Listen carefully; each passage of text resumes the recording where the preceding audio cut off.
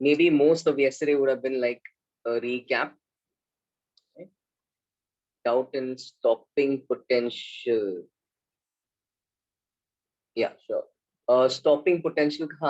What is the doubt exactly? Say the heart raise below, and then you can explain the doubt as well.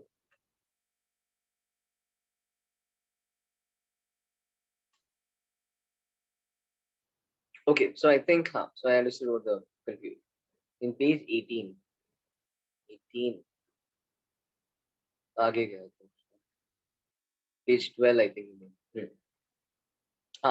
I'll explain what I mean by these graphs. Actually, I understood the confusion. यहाँ पे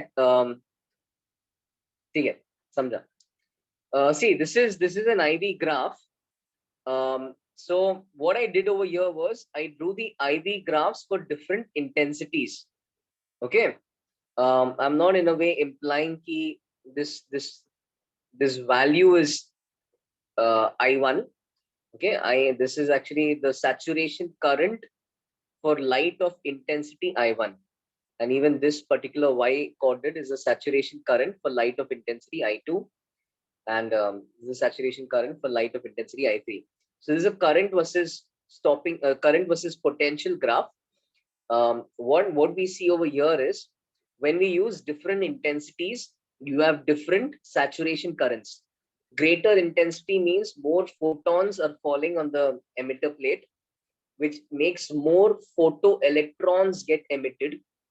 Okay, ज्यादा photon गिरेगा तो ज्यादा electron emit होगा, ज्यादा electron emit होगा तो ज्यादा electron anode तक पहुंचेगा, because in the saturation current all the emitted electrons reach the anode in a given amount of time. So all the emitted electrons reach. So therefore, ज्यादा intensity मतलब ज्यादा saturation current. So I had actually drawn these three graphs.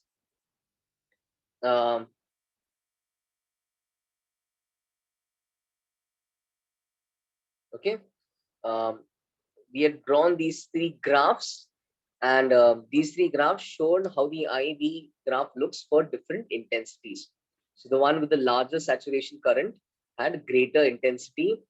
The stopping potential is the same for all three of them, because stopping potential only depends on the frequency of light. We have a formula for stopping potential that we also saw, right? So just stopping potential is just there to stop the most energetic photoelectron. अगर light का frequency सब में same रहेगा तो हर photo electron का energy, max possible energy same रहेगा. Stopping potential बस वो मैक्स पॉसिबल एनर्जी को रोकने की कोशिश कर रहा है. So in all three cases k max is the same, therefore stopping potential is the same. That's why this graph looks like this. Let me just see one of your doubts. Sir, why will it be difficult for the electron to reach the cathode as we are just switching? You mean anode? I think you mean anode. As we are just switching the terminal, Baba, once the electron is emitted, if you switch the terminals, that makes this emitter plate positive, and that makes the other plate it's supposed to reach negative. Obvious reasons it's going to become difficult. This plate is going to try to pull the electron back. That plate is going to try to repel the electron. Yeah, that's why it's going to become difficult for the electron to reach the other plate. पहले तो space charge है. Space charge के ऊपर again when you have this opposite polarity, definitely it's going to become difficult for the electron to reach, right? Alright, so that's why you see fewer and fewer electrons reach. And एक extreme, just when you completely want to ensure no electron reaches, let your stopping potential be k max by E. तब क्या होगा? Even the most energetic electron would just stop before the anode and return. Okay, the IV graph for different frequencies. यहाँ पे I think the way I've written them makes some of you think I'm labeling the coordinates as nu1, nu2, nu3. That's my bad. Sorry. I actually wanted to label the different graphs as nu1, nu2, nu3. Okay. So, I mean, where do I write them? Graph को label करना था, not the coordinates. So this graph is for nu1.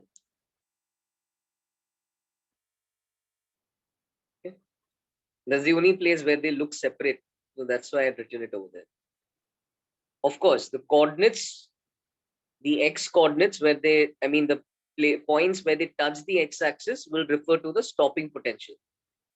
So that will of course be Vs1, Vs2, Vs3. I don't deny that. But given that nu1 is the frequency, so these are graphs of different frequencies of light, same intensity, therefore same saturation current, but different frequencies. तो ज्यादा frequency implies ज्यादा के max से एक electron निकल सकता है और उसको रोकने के लिए तुम्हें ज्यादा स्टॉपिंग पोटेंशियल चाहिए. तो जिसका स्टॉपिंग पोटेंशियल ज्यादा है उसका फ्रीक्वेंसी ज्यादा होगा. So nu1 is greater than nu2 greater than nu3. Okay,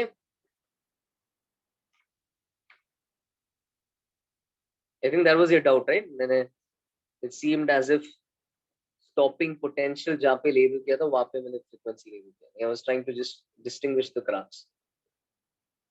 Okay, let's upload this. Okay, let's continue. एक और ग्राफ है फिर थोड़ा सम्स करेंगे.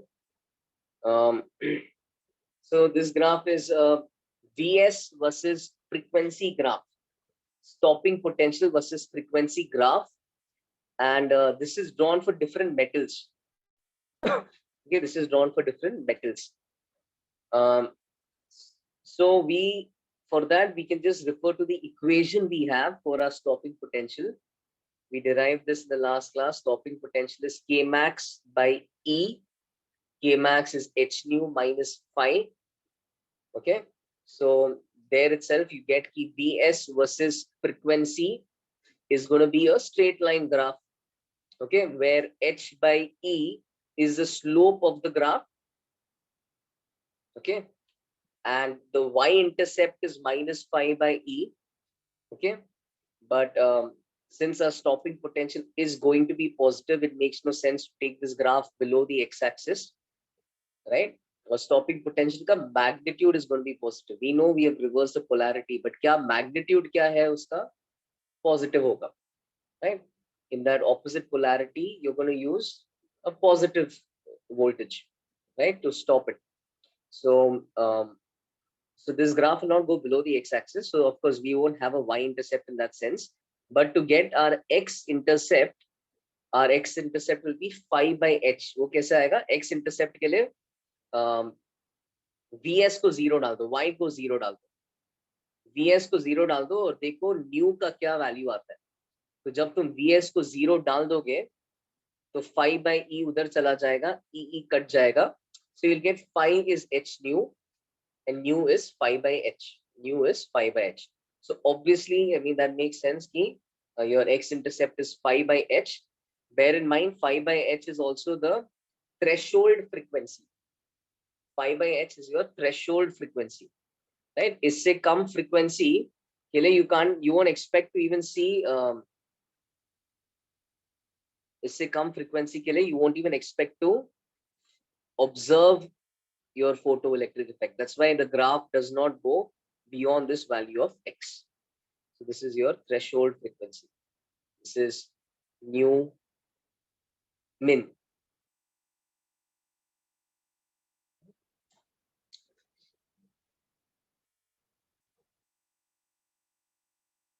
Okay, I'm just reading out one doubt before I proceed. Ds should be phi by E, as that is the potential distance we need to get the electrons moving. Huh? Nee, you're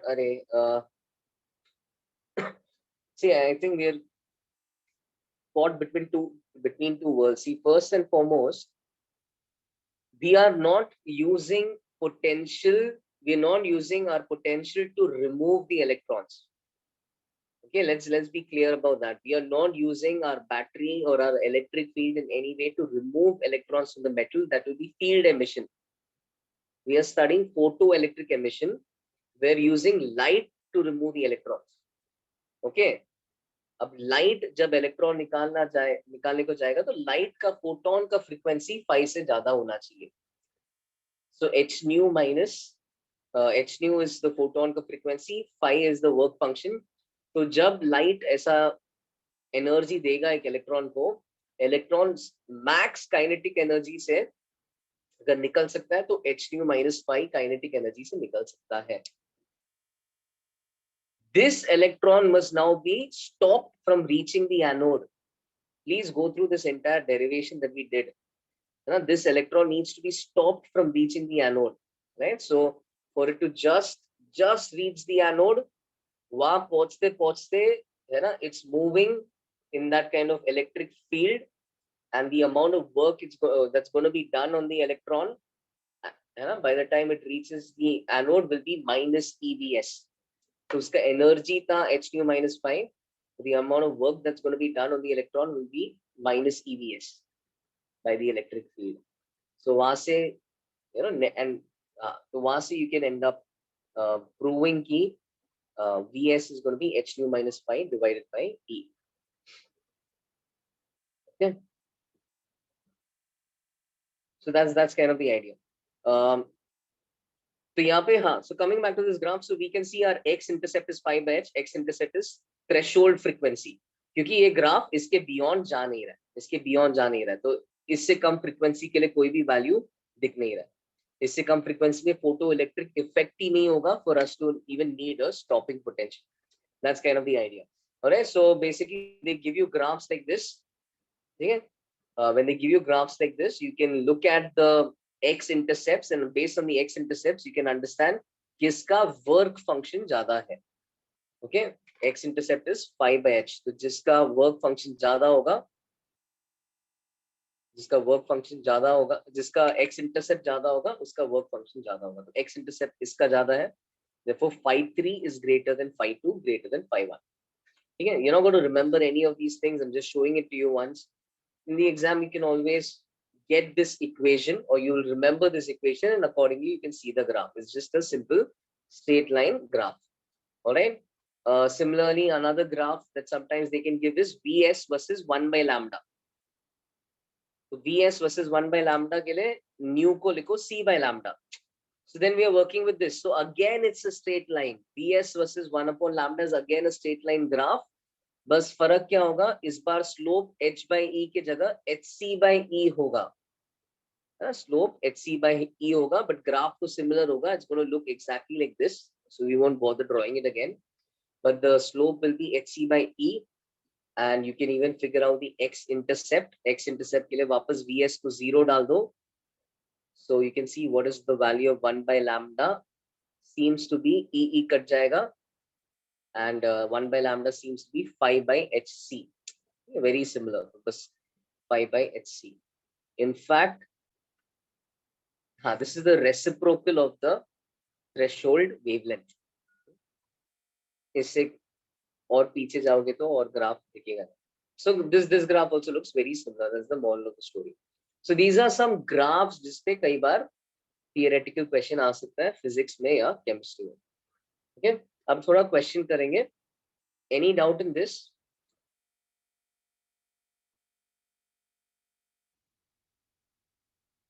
समझ में आया कैसे straight line equation का एक graph है.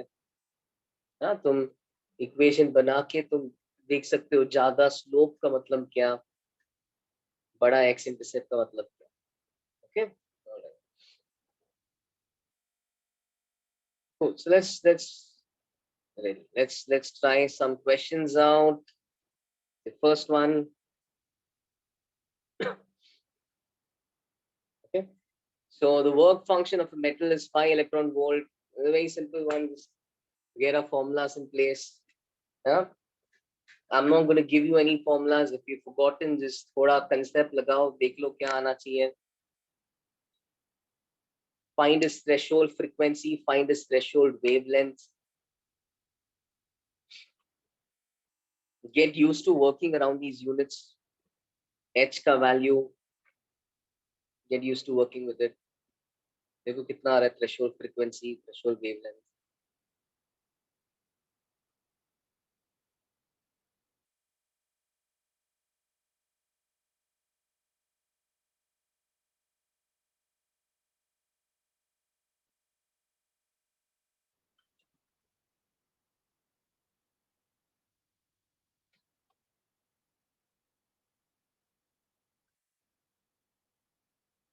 Work function normally ऐसा इस order का रहता है. It's normally going to be in electron volts.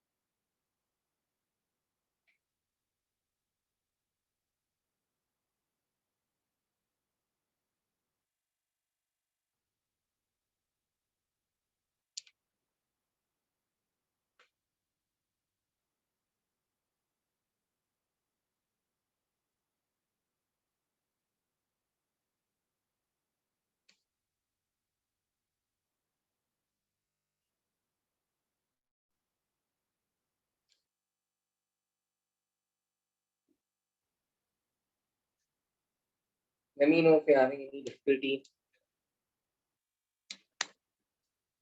याद है h का वैल्यू ना 4.15 into 10 to the power minus 15 electron volts.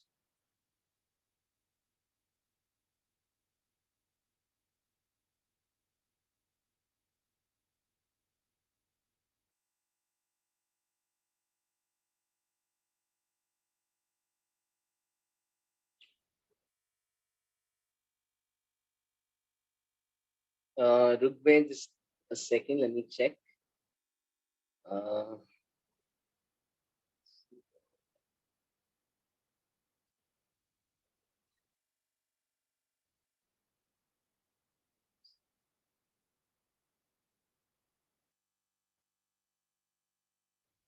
Prithvi, yours is right. Sarthak, yours is right. Rugbe, just check the power, otherwise you're right. Frequency at least. Wavelength. Wavelength भी तेरा value सही है. Again, I think नहीं wavelength सही है. Wavelength सही है. Frequency actually mistake हुआ बस power में.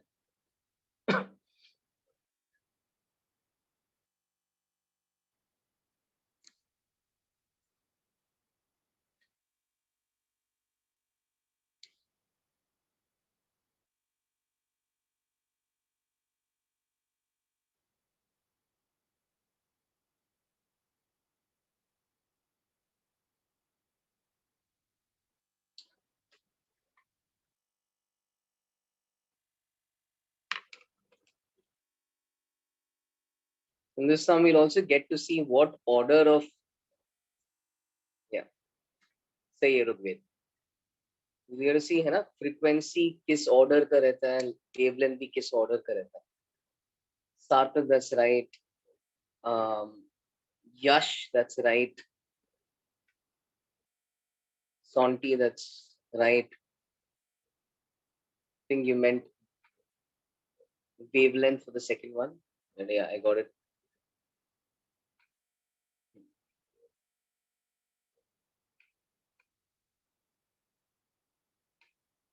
How did you get that value actually? The precise value कैसे आया?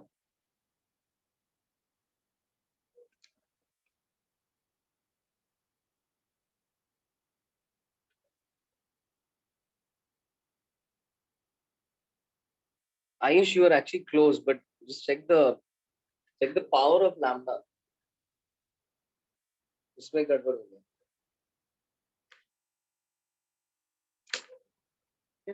थोड़ा just be careful with the powers. So let's just cross check our answers. Threshold frequency के लिए we'll apply the idea h nu is equal to 5. ठीक है? Work function is equal to incoming photon energy. ठीक है? when it just somehow manages to leave. So mu minimum is phi by h. Work function 5 electron volts. H is 4.15 into 10 to the power minus 15 electron volt second. Okay, electron volt second. Okay, I'm not using the SI units one. I'm using electron volt second so that electron volts ऊपर नीचे से कटेगा. Electron volts जब ऊपर नीचे से cut जाएगा, my answer will be in second inverse, which is basically the same as hertz. So I'll be getting my frequency in hertz. Okay, so if work function is in electron volts, use H in electron volts. Reciprocal of 10 power minus 15 is 10 to the power positive 15. 4.15 का reciprocal is 0.24. Remember I said that, है ना? तो 4 का reciprocal is 0.25. So 4.15 का reciprocal is 0.24. That would be one way to remember it. If you use a calculator, it's very, very close to 0.24. Like it's 0.2401 something. Okay, so it's quite pretty close. Yeah. So then ये आ जाएगा 5 into 0.24, which is 1.2 into 10 to the power 15 hertz. So it's a large frequency. Okay, UV light is highly energetic, large frequency. As for same equation, if you write in terms of wavelength, so hc by lambda is equal to 5. I think so I got why some of you got 249. I think I worked from scratch, so I got 249 nanometers. And those who use this approximation and you use C by frequency, you get 250 nanometers. Neither is a big deal. Options are going to be further apart than that. Okay? So don't worry. 250, 249, dono chalega. So hc by lambda min is equal to 5. Lambda min is therefore hc by 5. H is 4.15 into 10 to the power minus 15 electron volts into 3 upon 5. Just watch the units. H is electron volt second. Light ka speed is meter per second. Phi is again in electron volts. Electron volts cut gaya, seconds cut gaya. हमें answer meters में मिलने वाला है. Okay. And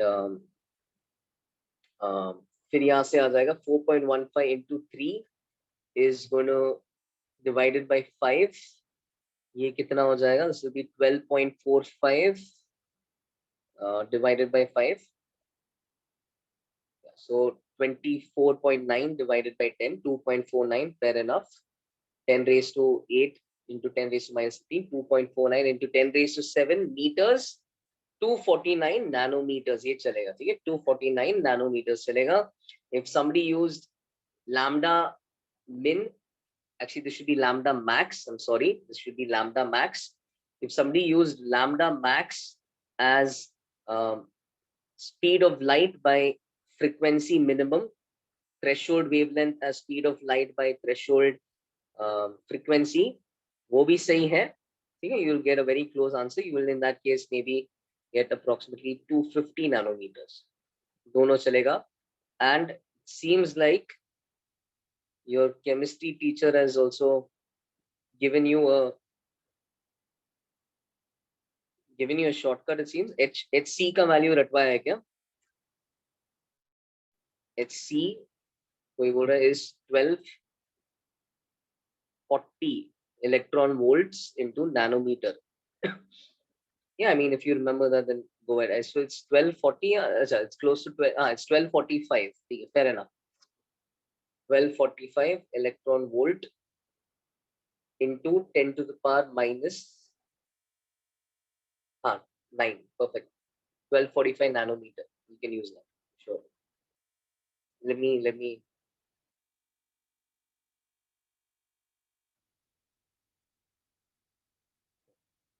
just write that. So apparently HC is 1240. 40 use करना चलेगा, 45 और precise होगा सब. Anyways, doesn't make a difference. But this will be 1245 electron volt nanometer. Yes.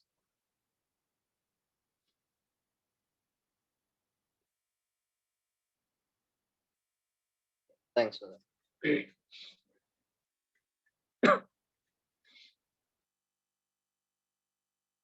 cool. 3 into 4.15 वहां से आता है.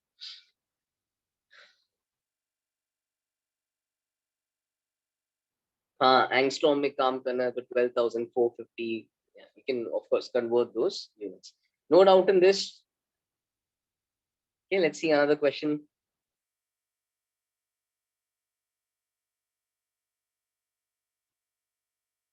No doubt it seems. Okay, great. है तो प्लीज पूछो.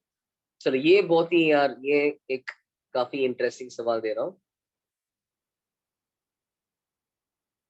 You'll have to use a little bit of what we did in vectors. Sorry, what we did in waves. You'll have to use that over here. Okay. Challenge question की तरह है. अच्छा question है. I'll just zoom in on the question for you guys. So the electric field of the incident light is given by E is equal to phi sine 2 pi 1 into 10 raised to 15 hertz t. So I put that unit there to give you a clue what that is.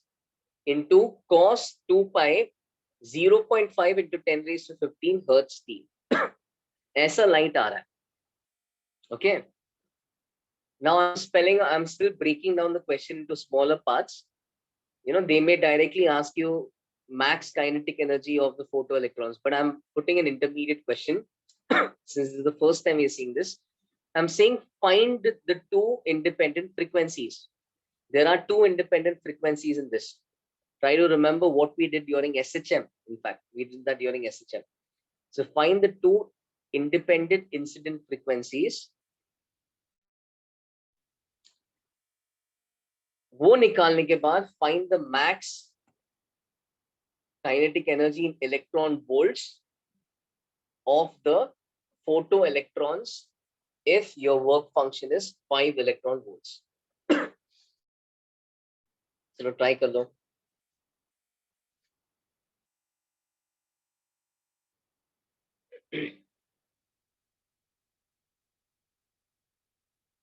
Just a second. Sorry,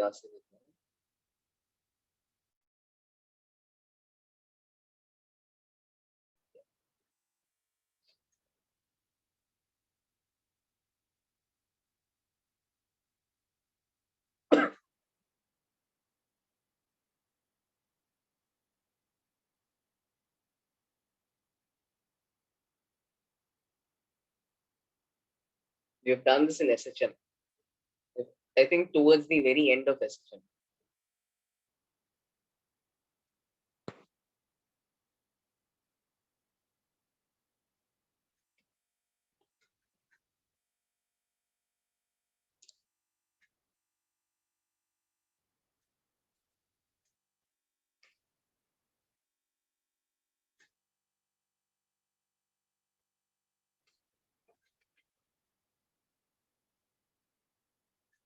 Yes, Yash, very nice. Good.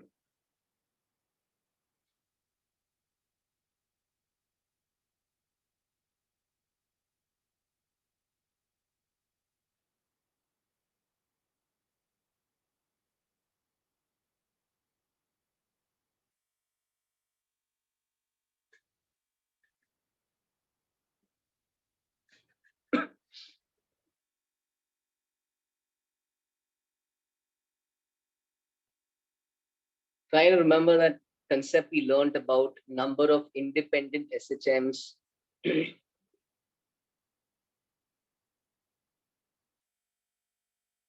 क्या क्या किया था हमने? Number of independent SHMs.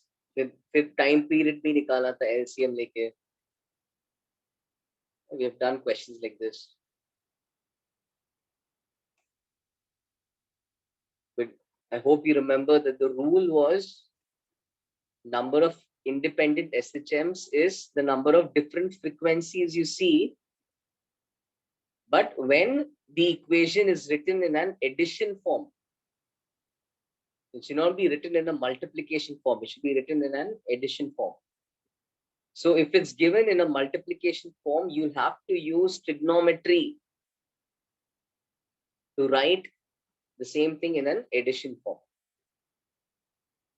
when you write it in an addition form, electric field का wave का equation या SHM का equation, when you write it in an addition form, you will get to see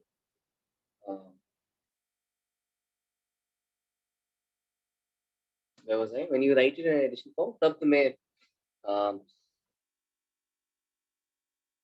जो frequencies actually है वो दिखेगा. ठीक है? That said, I'll need to adjust this a little bit. Please continue writing. Just making a minor adjustment. इसको wave का equation रखना है. फिलहाल मैंने SHM का equation रखा है. So I'll just replace T with T minus X by C. ठीक है? You guys continue solving. T को T minus X by C से replace कर रहा हूँ.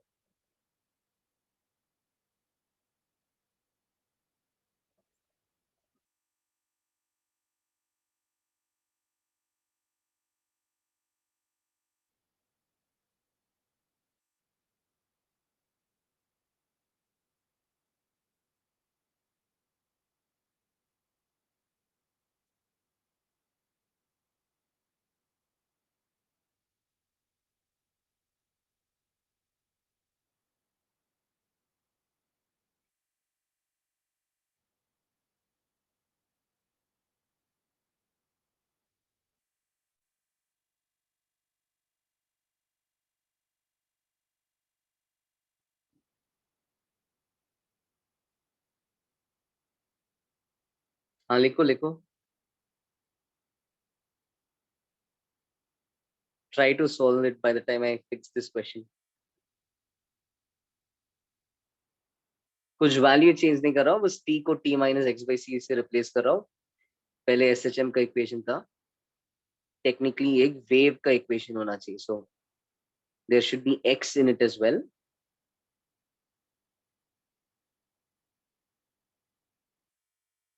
T minus X by velocity.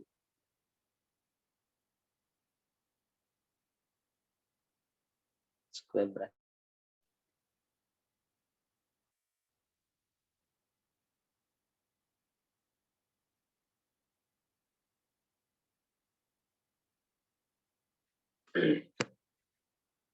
Values have not changed. I just said it. Value कुछ change नहीं किया.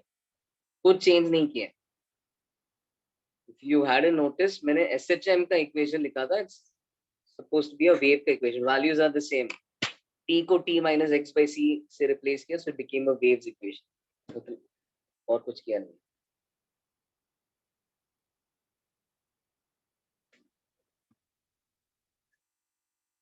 SHM का equation is f of t. Wave का equation is f of t minus x by v. फिर तुम्हें change करना है तो कर सकते हो. That's not the point. I mean, you can तुम्हें जगह बचाने के लिए t लिखना है. That's also fine. Yeah? So it doesn't make a difference. तुम t लिख रहे हो तो तुम x को x equal to 0 के लिए solve कर रहे हो. Right? So it's still the same idea. The electric field is still performing an SHM at any particular value of x. So तुम वैसे तो पूरा wave equation लिखने की जगह t भी लिख सकते हो. Still captures the idea. Okay. Point is get the independent frequencies. So far, one of you has got the independent frequencies. What about the others?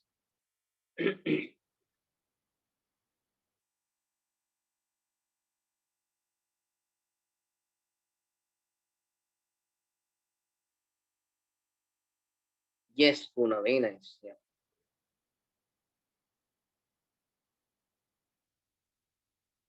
Okay. तो एक बार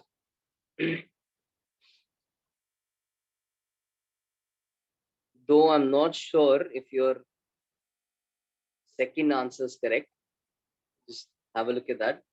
But in the meanwhile, the first one, ठीक है, जिनको वो independent frequencies आया नहीं, for those guys, ध्यान से देखो, यहाँ पे the idea is कि E is equal to A sin theta 1 cos theta 2. ऐसा कुछ तो function दिया है. A sin angle 1 cos angle 2, right? And we can't at this moment comment on what the independent frequencies are. We can't do that when the equation when it's written in a multiplication form. When it's written in an addition form, then we say it's a combination of two independent SHMs. So write it in an addition form. So use the trigonometry you know, right? You guys know that sine A cos B is 1 upon 2 sine A plus B plus sine A minus B. ये basic trigonometric identities, right? So 1 upon 2 sine A plus B plus sine A minus B.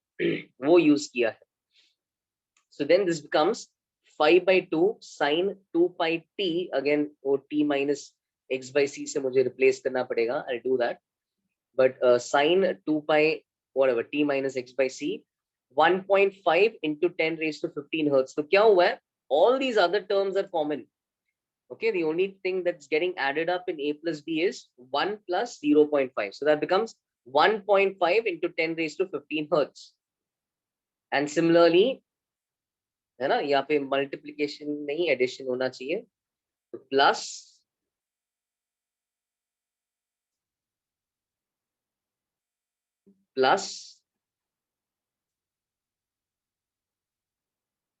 5 by 2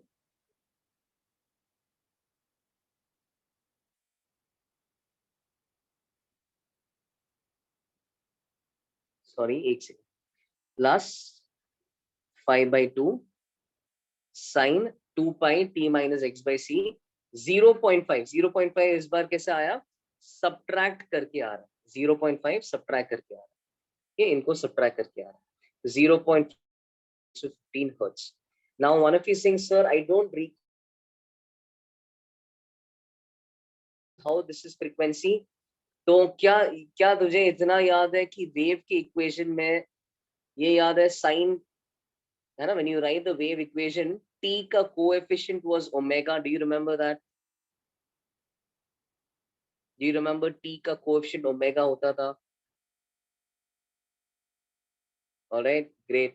अच्छा, do you also remember that omega? हाँ, omega can be written as 2 pi into frequency. Omega can also be written as 2 pi into frequency. So that is what is going on over here.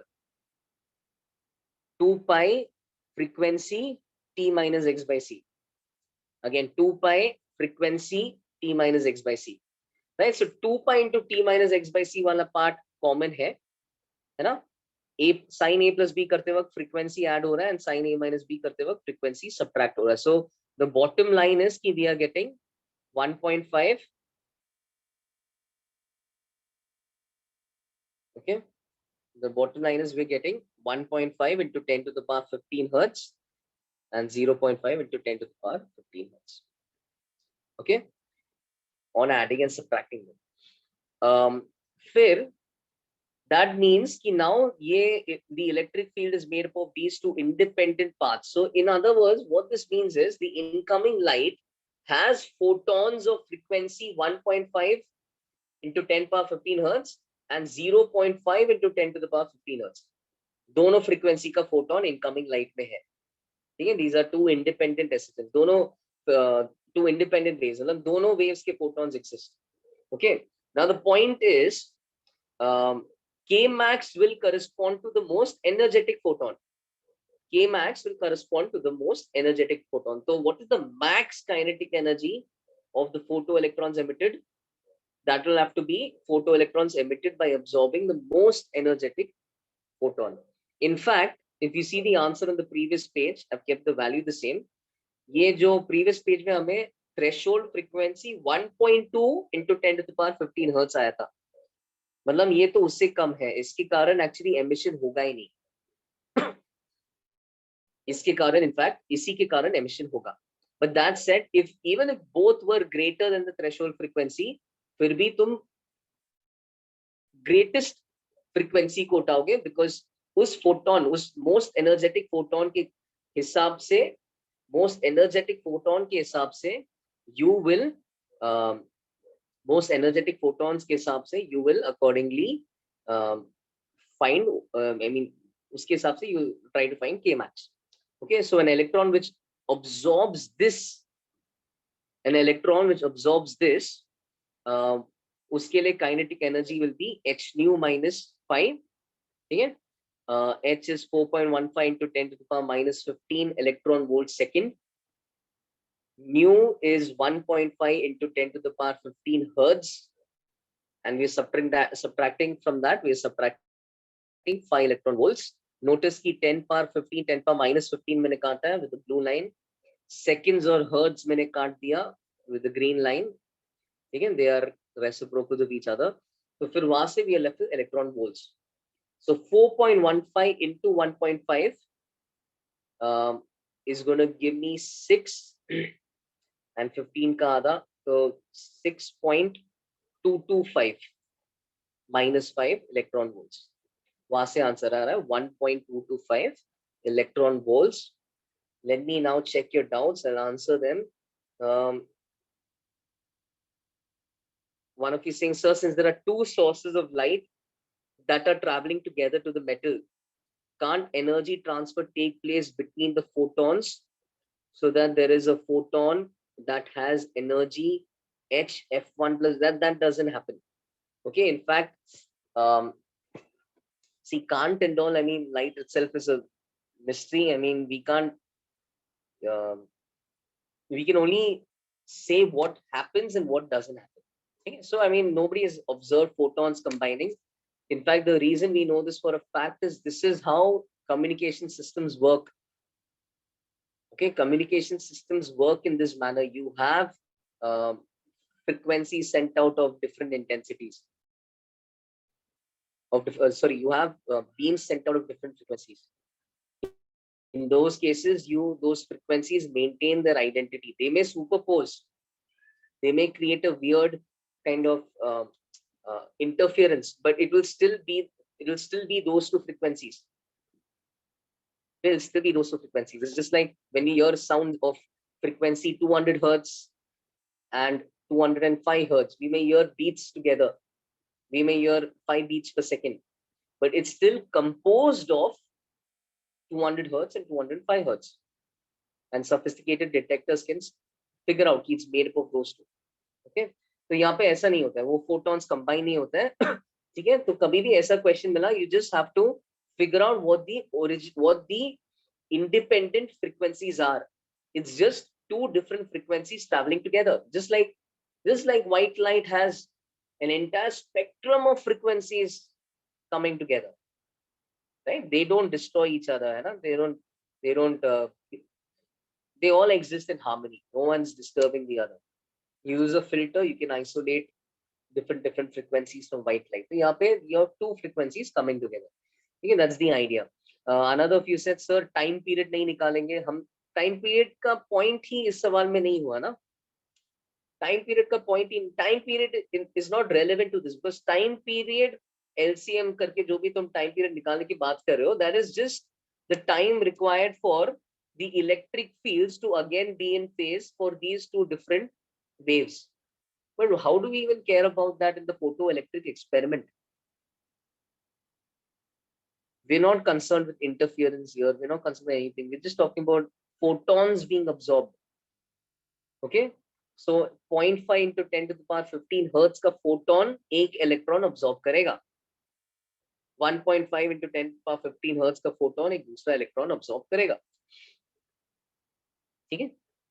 जो ज्यादा frequency वाला photon है, that will be responsible for giving the maximum possible kinetic energy to an electron. तो ज्यादा frequency के कारण हम Kmax निकाल रहे हैं. Got it? I hope I answered everyone's doubts in this.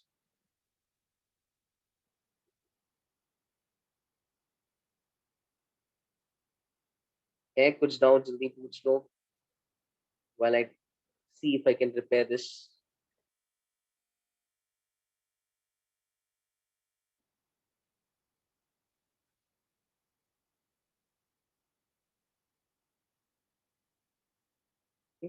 ज्यादा फर्क नहीं पड़ता अगर तुम SHM का इक्वेशन लिखोगे या वेव का. So even if you don't correct it in your work, that's fine.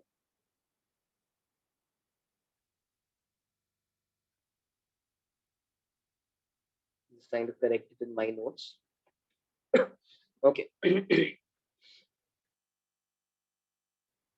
समझ में आया? तो अभी ऐसा जब नॉर्मली ऐसा आ सकता है क्वेश्चन, ठीक है? So always first try to write it in an addition form, use all the trigonometry you know, ठीक है? Brush up on those identities, write it as the addition of different waves. Okay, write it as the first, figure out what it should look like. ना बार बार वो इतना बड़ा बड़ा term के साथ 4-5 step मत लिखो. Just try to figure out what it looks like. The minute you do that, you won't even need to write all of this. ये तो मुझे present करने के लिए मुझे ये सब लिखना पड़ रहा है. Moral of the story is there is a theta 1 plus theta 2, so there is 1.5 into 10 power 15 hertz, and there's a theta 1 minus theta 2, so there's a 0.5 into 10 power 15 hertz. So you can save a lot of time, directly figure out what the frequencies are. जितने अलग frequencies है उतने photons, उतने अलग अलग frequency के photons गिर रहे हैं. सबसे एनर्जेटिक वाले के कारण ठीक है एमिशन के मैक्स आएगा. दे में इवन आस्क क्वेश्चंस लाइक, कितने फोटॉन्स के कारण एमिशन हो रहा है. So then you will have to also find the threshold frequency. So like from the previous question, threshold frequency is 1.2 into 10 power 15 hertz. तो सिर्फ 1.5 वाले के कारण एमिशन हो रहा है, 0.5 वाले के कारण एमिशन हो ही नहीं रहा है. ठीक है. अच्छा, इसमें स्टॉपिंग पोटेंशियल बता दो कितना होगा.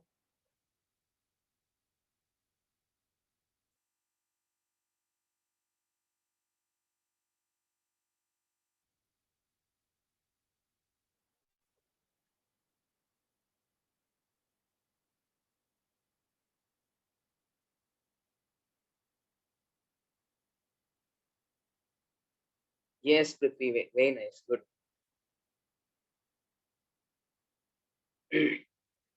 स्टॉपिंग पोटेंशियल कितना होगा? Yash perfect. Just answer it as positive. मतलब है ना, स्टॉपिंग पोटेंशियल नेगेटिव नहीं बोलते हम, स्टॉपिंग पोटेंशियल को नेगेटिव नहीं बोलते. वो अपने डायग्राम में व्हील से वी जो था battery in this kind of polarity, वो उसमें वी को नेगेटिव ऑफ स्टॉपिंग पोटेंशियल बोलते हैं. Stopping potential is like the magnitude, कितना potential would be needed to stop all the electrons. तो उसको मतलब माइनस साइन के साथ मत बोलो. बढ़िया, that's right. Sorry, 7.6 into 10 to the power 18 is wrong.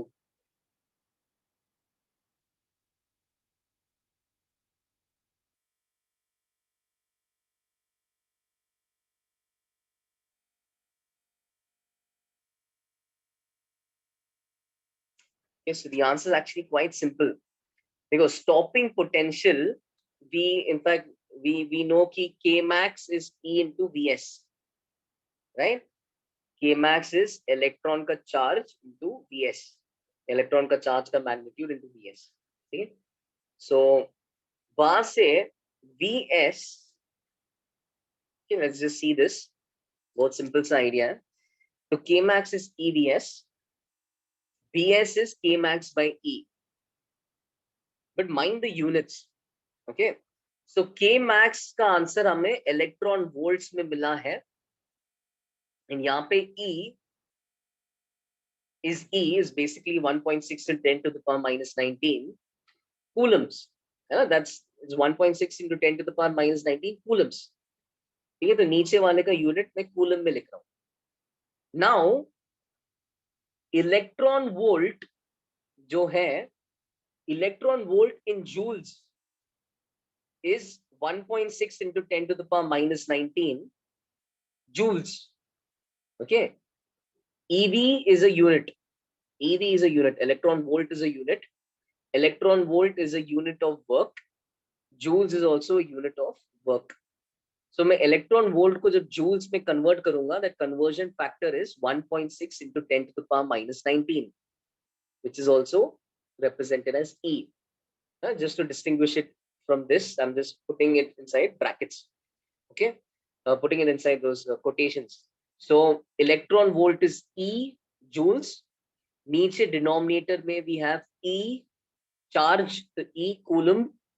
ठीक है, and then over here E and E cancels out. ठीक है, मैंने यहाँ पे लिखा है 1 electron volt is basically E joules, 1.6 into 10 to the power minus 19 joules. And finally ये भी होता है कि joules by coulomb Joules by coulomb is 1 volt. Joules by coulomb is 1 volt. So what is our answer finally? 1.225 volts. 1.225 volts. So basically what you see is uh, Bs in volts has the same numerical value as K max in electron volts. Vs in volts has the same numerical value as K max in electron volts. In fact, electron volts का वही मतलब होता है. It's in a way the energy that an electron would get, the kinetic energy the electron would get um, if it moves, get or lose, based on which direction, but the kinetic energy an electron would get or lose if it moves through a potential difference of 1 volt. That is the meaning of 1 electron volt. So if because of the field 1.225 electron volts का kinetic energy गायब हो रहा है, इतना kinetic energy से electron निकला, anode तक पहुंचते उतना गायब हो गया है ना, तो 1.225 इलेक्ट्रॉन वोल्ट्स गायब हो रहा है. दैट मींस वो इलेक्ट्रॉन 1.225 वोल्ट्स के पोटेंशियल डिफरेंस के थ्रू मूव कर रहा है. 1.225 वोल्ट्स के पोटेंशियल डिफरेंस के थ्रू मूव करते वक्त उसका काइनेटिक एनर्जी 1.225 eV से चेंज होता है. ये सिंपल एनर्जी इज और वर्क डन का magnitude is just Q into delta V, Q into potential difference. So 1.225 volts की corresponding energy change is Q into 1.225 volts. और electron का Q is E. So 1.225 electron volts. Yeah, you can use either of these. I mean, any of the logic I just used to navigate. You want, you can remember this. जो मैंने star के बीच में डाला है, K max in electron volts. जो भी value आ गया उतना ही स्टॉपिंग पोटेंशियल होता है वोल्ट्स में. या तो वो याद कर सकते हो या I mean I always prefer just working out with these units to get a short answer. But yeah, you can use. I hope you have understood this entire idea, and I hope no one is left confused. जो answer आता है K max का electron volt में, वैसा ही answer आता है, वही same numerical value आता है स्टॉपिंग पोटेंशियल के लिए वोल्ट में.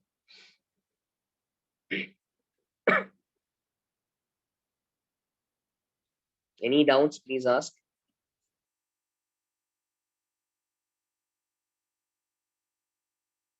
Okay, great, no doubts. Huh? Okay. Or I think some of you, I mean, I saw that one of your answers corresponded to just that 1.225 electron volts divided by 1.6 into 10 to the power minus 19. तो उसमें क्या गड़बड़ हुआ? We didn't keep track of the units. उसमें K max electron volt में था और charge नीचे इलेक्ट्रॉन का चार्ज कूलम में था. तो electron volt by coulomb is not 1 volt, joules by coulomb is 1 volt. तो इसको भी फिर E से मल्टीप्लाई करके जूल्स के टर्म्स में लिखना था, और वो करते वक्त E कट जाता है ऊपर नीचे, and joules by coulomb is 1 volt. All right, simple. Okay, we'll come back to some more ideas on the photoelectric experiment. Then there's this other experiment called as the Davison and Germer experiment. Germer, not sure how to pronounce it, but this is in your mains syllabus. Okay, this is in your main syllabus. So we'll again quickly see what the idea of this experiment is. ये उतना depth में नहीं जाएंगे. Can I please show the previous? हाँ देखो previous page. कुछ doubt है तो पूछो. Just remember that we are not writing in class. All the page 15.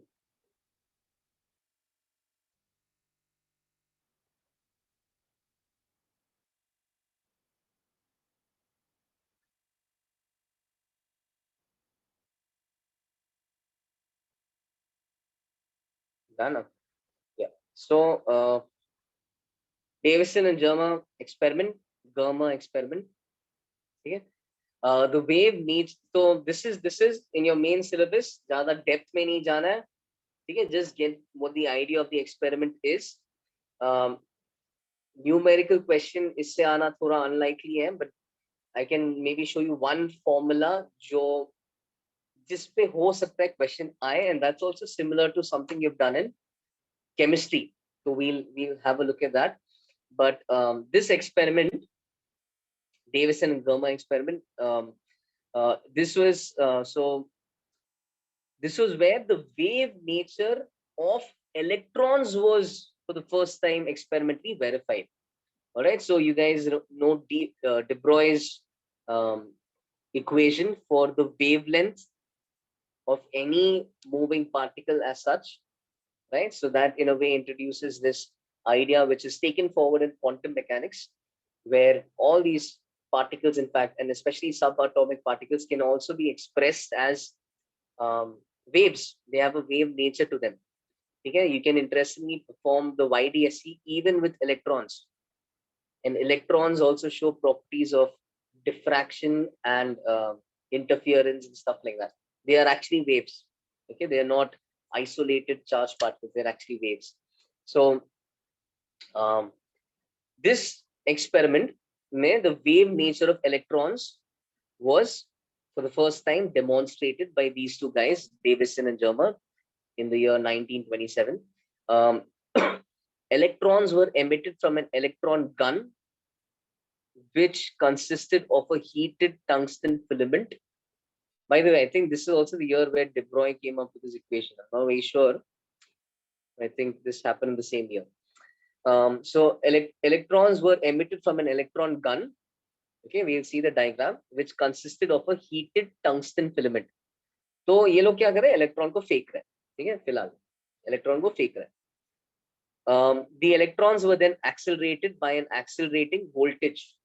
Okay, so electrons were then accelerated, and they tried a lot of different voltages, but given the kind of given the mass of an electron and all of that, so later, I mean, the voltages which seem to best demonstrate the results were in the range 44 to 68. In just FYI, for you to remember, just to have an idea of in what range they actually performed these experiments. Just to remember, somewhere around 40 to 70. Okay, what did these, after these electrons are accelerated, they hit a nickel target. Okay, so they hit a nickel target and then they are scattered in all directions by the regular lattice structure of the nickel crystal. Okay, okay, so they were scattered by the regular lattice structure of the nickel crystal. Okay, so nickel ka jo you've learned solid state, right? You've learned different kind of arrangements. So nickel has a very nice, pure, I think, simple cubic arrangement at a particular temperature. So they exploit the regular lattice structure of your nickel crystal. All right. The intensity of the electrons landing on the target. Now, this was interesting. The intensity of the electrons. So, यहाँ पे electron जा रहा है, nickel को hit कर रहा है, और फिर यहाँ पे कोई screen रहेगा. ठीक है, there's a diagram on the next page. वो screen पे जो electrons गिर रहे हैं, the intensity of the electrons landing on that screen, that seemed to vary with the scattering angle alpha, like it did for X-rays in Bragg's experiment, which you learn in solid state chemistry. Have you learned Bragg's experiment? Solid state chemistry, physical chemistry, as a solid state of the कुआं नहीं है. Okay, so cool. So ठीक है, चलो एक बार थोड़ा suspense side में रखता. I'll show you what the diagram looks like. Just for a second. So this is what the diagram looks like. I'll come back to those points. यहाँ पे actually क्या हो रहा है? यहाँ पे we have a tungsten filament, okay, and then we have this kind of cylindric. We have a region जिसके बीच में एक cylindrical tube है जिसके through electrons can go, and the idea is कि that's kind of positively charged and this is negatively charged. So what happens is ये तो emit कर रहा है because of heat, thermionic emission के कारण ये electrons को emit कर रहा है. It's heated to a high temperature and then the electron is emitted, but then the electron gets attracted to that positive charge, and through that process it gets accelerated. Okay, through that process, it gets accelerated. I'll have to check whether it's on the. I'll check if it's on that, that website I normally show, or if it's in any of my apps. I'll try to see. Maybe I can then show that in the next class. I'll have to check. I am not sure if it's there. But yeah, so electron को accelerate कर दिया है. अब electron को accelerate करने के बाद electron hits the nickel target, ठीक है? And then it after hitting the nickel target, it lands on the screen. Yeah, they hit the nickel target and they land on the screen. So what was interesting is it was found that the intensity of electrons landing on the screen was not uniform. Okay, the intensity of the electrons landing on the screen was not uniform. All right.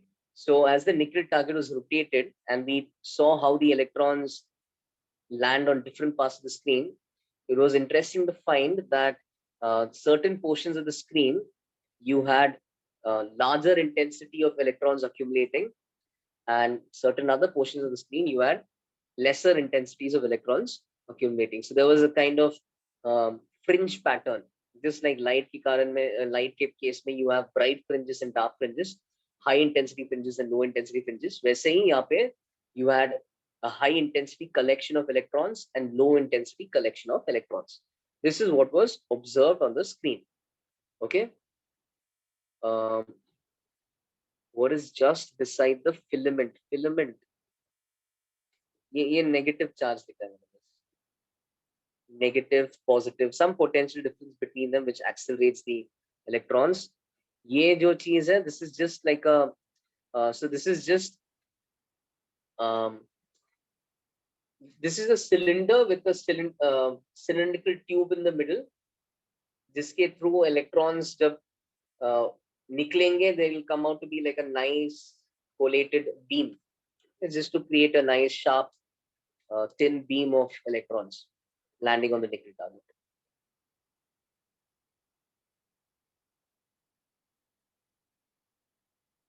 Okay. So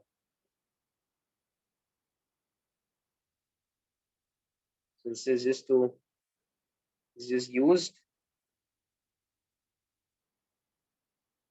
create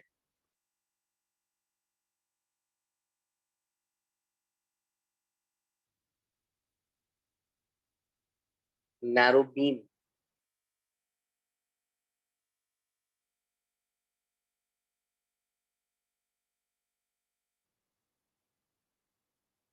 of electrons.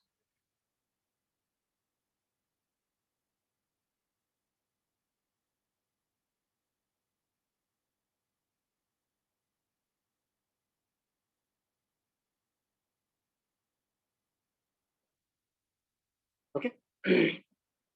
Yeah, and mainly it also accelerates. So this is where because of this potential difference, the electron gets accelerated as it hits the nickel target. Okay. अच्छा. Now, तो ऐसा एक interference pattern दिख गया था screen पे. All right. We'll come back to what that interference pattern, how that relates with the potential, how that interference pattern relates with the accelerating potential through which the electron moves. We'll come back to that. Okay, that's quite similar to your Bragg's experiment in chemistry. Now, what we saw is a large peak appeared in the intensity of the scattered electrons. A large peak appeared in the intensity of scattered electrons for a scattering angle of 50 degrees at a potential of 54 volts.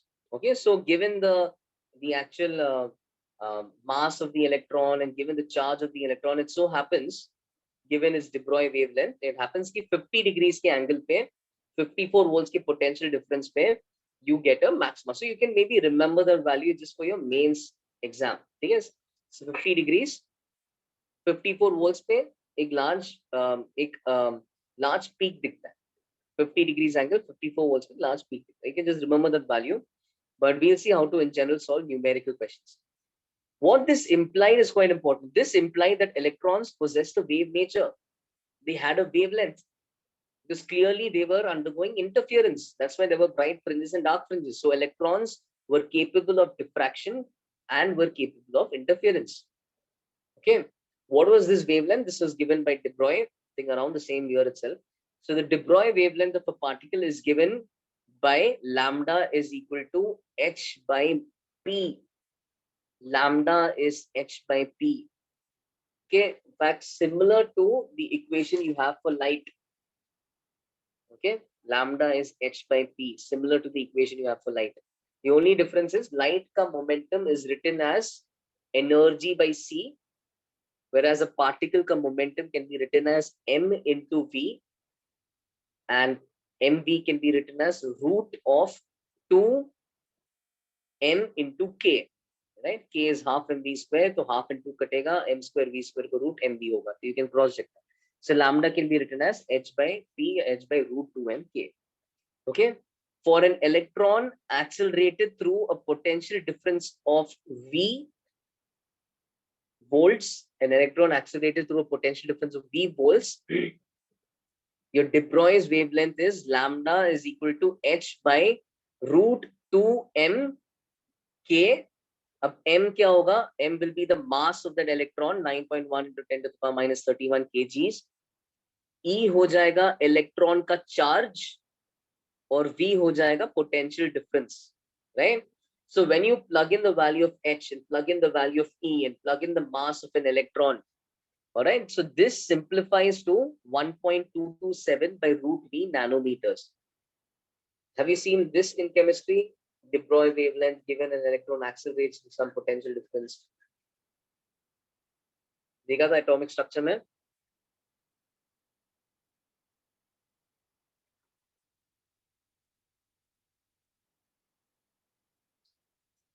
Okay, कुछ और form में हाँ. So yeah, I think if you take this inside the brackets, तो हो सकता है वो root 1.5 दिखे. Fair enough. Okay, so yeah, so just try to remember this. This is how you'll get your wavelength in nanometers. Pick this from the NCERT only or किधर से नहीं. So due now again, what is interesting is look at the value of lambda. Okay, you guys did it in angstrom. Fair enough. So the value of lambda is very very small, nanometers में है. Whereas visible light का lambda 400 से 700 nanometer के terms में था. So due to this very small value of lambda, electron microscopes offer better resolution than ordinary microscopes. Okay, an electron microscope will offer better resolution than ordinary microscopes क्योंकि ordinary microscope में क्या problem हो रहा था resolution के कारण? We used to have those bright discs overlapping. अब वो bright disc का radius क्या था? d lambda by b. तो जितना छोटा lambda उतना better resolution आ रहा था. And even in our microscope का formula कुछ तो 2 mu sin theta something something by lambda, नीचे definitely lambda है, right? So resolution is inversely proportional to lambda. So you can imagine कैसे ये electron के कारण जो de Broglie wavelength है, that's far smaller. So diffraction that an electron experiences is a lot lesser, and that's why you get more precise, you get better resolution using an electron microscope as opposed to an ordinary microscope. So these are just some points about the Davison-Verma experiment. But let's come back to that experiment. So what happens over here is, so we have this nickel target which can be rotatable. Okay, as you rotate it, you'll allow electrons to reach different parts of the screen. But even as it reaches different parts of the screen, some portions it has a bright fringe, some portions it forms a dark fringe. Now, scattering angle ka definition is this. This is a scattering angle. Because scattering angle is alpha. कितने से है ना? ये जिस direction में जाता है और जिस डायरेक्शन से आता है उसके बीच में angle is alpha. That's your scattering angle. This other angle over here is our glance angle. Okay, this other angle is our glance angle. So glance angle. Okay, I'm just labeling that as theta. I'm labeling that as theta. That's the other angle. So I mean, angle of incidence is angle of reflection. So you can see कि कैसा ये वाला alpha by 2 होगा accordingly ये वाला 90 degrees minus alpha by 2 होगा, and accordingly theta का value है ना, I mean that's theta का value 90 degrees minus alpha by 2 होगा, alpha by 2 90 minus alpha by 2. Okay, now by the way, I've tried reading this particular topic from a lot of sources, and actually when you see it from a lot of sources it just becomes more and more confusing, because every source has in a way थोड़ा diagram कुछ अलग बनाया या कुछ ऐसा गलत statement डाल दिया. But I think finally after seeing a lot of sources I finally, and थोड़ा Google भी use करके finally I've understood the basic idea behind this experiment. So I think what I'm presenting over here is what would help you understand it the most. All right. A Bragg's equation is something you will learn in solid state. You have a chapter called as solid state in chemistry, physical chemistry. उसमें एक छोटा सा topic होता है Bragg's equation. उसमें क्या होता है? उसमें actually you have X-rays which are incident on a metal, for instance, let's say nickel itself. And as those X-rays reflect off the atoms in your lattice, there ends up a path difference between them. Simple सी बात है. तो X-ray आके एक X-ray जो upper lattice first layer से reflect होता है और X-ray जो second layer से reflect होता है, उनके बीच में path difference आता है.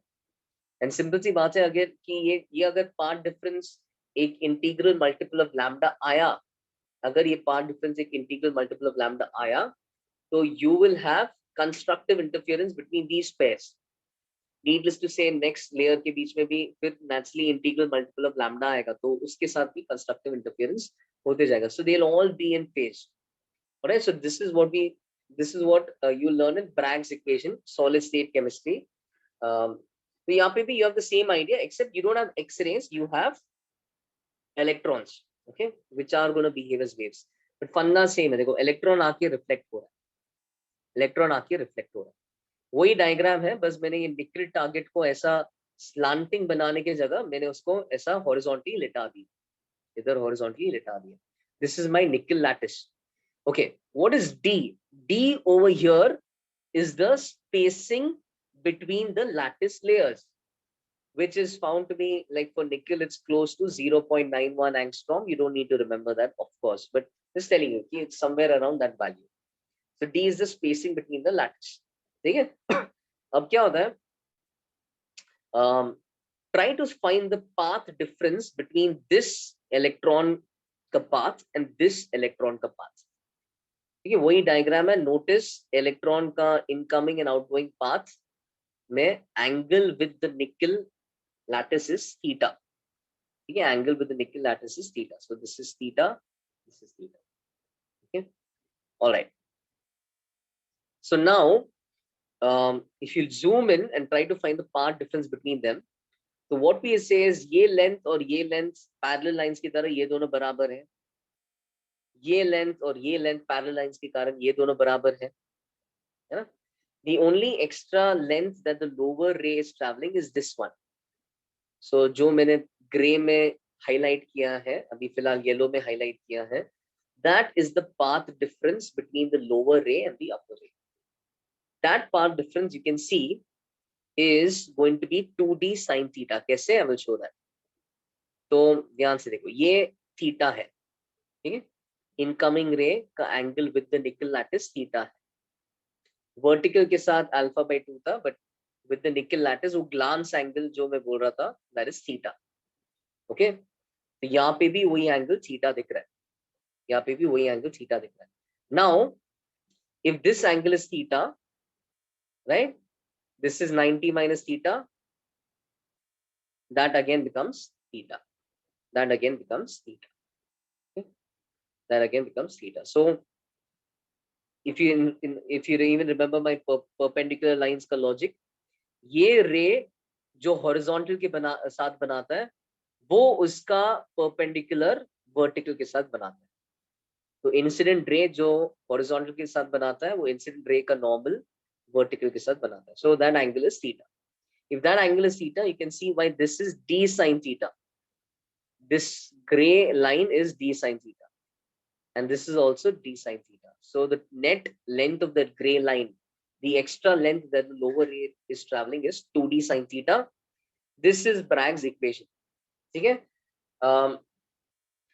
Not very sure if they would ask it in physics in the Davis and Verma experiment. It's definitely a part of chemistry, but there you use X-rays or whatever. But they could ask it in physics. They could ask it in your mains exam. तो इसलिए मैं बस बता रहा हूँ कैसा अगर Davis and गर्मा में एक न्यूमेरिकल क्वेश्चन बनना ही है तो ब्रैग्स इक्वेशन पे बन सकता है कि ये जो पाथ डिफरेंस होता है वो 2d sin थीटा आता है। एक बार तुम्हें पाथ डिफरेंस मिल गया, सिंपल सीधी सी बात है, ब्राइट फ्रिंज के लिए पाथ डिफरेंस कितना होना पड़ेगा? तो ब्राइट फ्रिंज के लिए पाथ डिफरेंस होना पड़ेगा an integral multiple of lambda. Lambda को फिर तुम क्या लिख सकते हो? देखो, एक तो डेल्टा एक्स को 2d sin थीटा के टर्म्स में लिख लिया, ठीक है, और लैम्डा को तुम फर्दर लिख सकते हो in terms of the stopping potential, तो 1.227 nanometres by root nu. Okay, and theta खुद क्या है इस इक्वेशन में? Theta is this glance angle. Just remember कि that is not the scattering angle. तो scattering angle is actually this. Scattering angle is actually this. So then theta is 90 degrees minus scattering angle by 2. From geometry, it's 90 degrees minus scattering angle by 2. 2 theta is 180 minus alpha. So theta is 90 minus alpha by 2. Okay. तो एक question बस इस पे करेंगे, इस पे अगर numerical theoretical क्यों ही पूछेंगे, बट अगर पूछा तो just remember that 50 degrees, 54 volts. Remember what this experiment is about. Maybe that will be a better question. Like, what did this experiment achieve? It achieved and it proved. It achieved and it proved that electrons can undergo diffraction. अच्छा, एक और बार, one of you saying why are we considering only 2 electrons? नहीं, I'm trying to show you किस path के along जब electrons आएंगे, किन paths के along आते वक्त constructive interference दिखेगा। So right now, like what I have in a way shown is when delta x, okay, when my angle is such, कि delta x happens to be an integral multiple of lambda, okay, which is the de Broglie wavelength for that particular accelerating voltage. So when delta x happens to be an integral multiple of that, automatically इनके बीच में अगर path difference n lambda है ना, तो ये तीसरे वाले के बीच में भी पाथ डिफरेंस n लैम्डा होगा, दूसरे और तीसरे के बीच में भी n लैम्डा होगा, तीसरे और चौथे के बीच में भी n लैम्डा होगा। So we talk about electrons which are hitting similar atoms but in different lattice layers. All right, when these go and combine on a particular portion of the screen, the path difference between them will be सबके आपस में path difference n lambda होगा. So they will all be in phase when they reach the screen. All right, if 2d sin theta is n lambda. So that's why you'll have bright fringes. Okay? And roughly somewhere between the bright fringes, you will happen to find dark fringes as well. What is the glance angle? Glance angle is, so actually glance angle in general is a more broad term. जो तुम्हें angle of incidence and angle of reflection याद है ना? This angle is glance angle.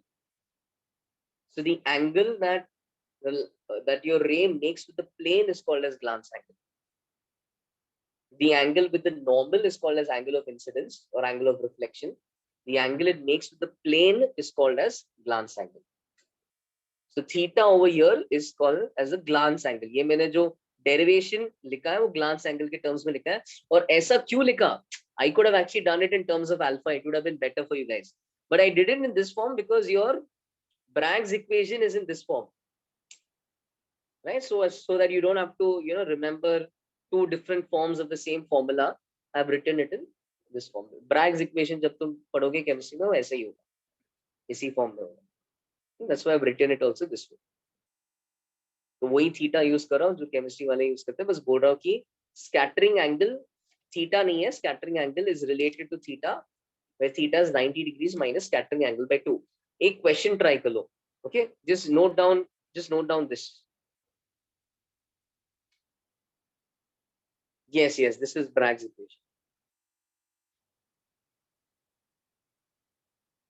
Bragg's equation में same thing happens with X-rays. Instead of electron beams, you have X-rays.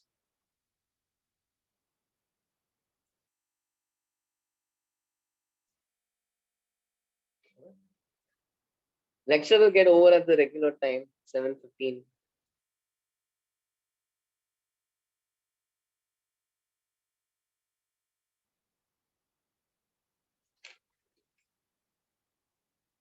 Sorry, हाँ, ये कर लो सवाल.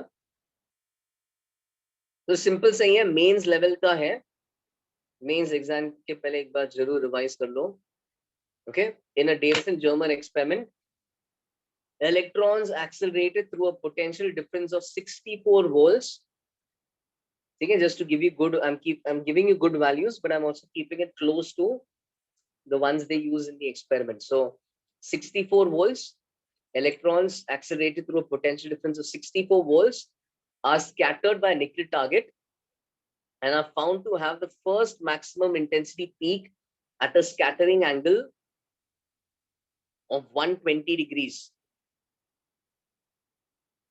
Find the spacing between the lattice layers in the nickel crystal in angstrom.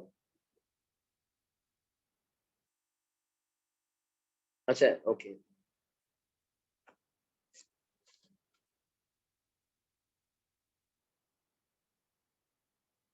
I'll upload the page, but let me also.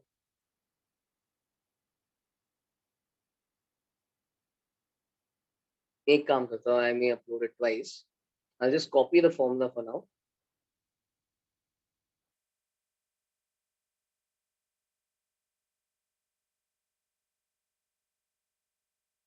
ठीक है.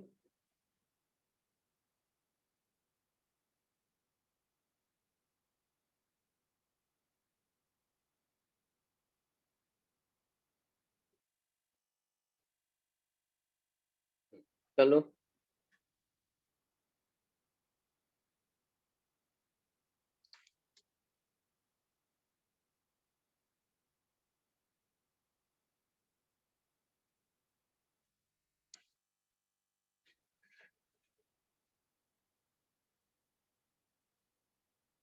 Spacing is D. Spacing is D. Delta X is path difference. जो waves में जो use करते थे वही है. Delta X is the path difference. I hope you understood. Delta X comes out to be in terms of D and glance angle. मतलब electron crystal को hit कैसे कर रहा है और क्रिस्टल के एटम्स के बीच में स्पेसिंग कैसा है, उसके कारण एक पाथ डिफरेंस आ रहा है. Okay.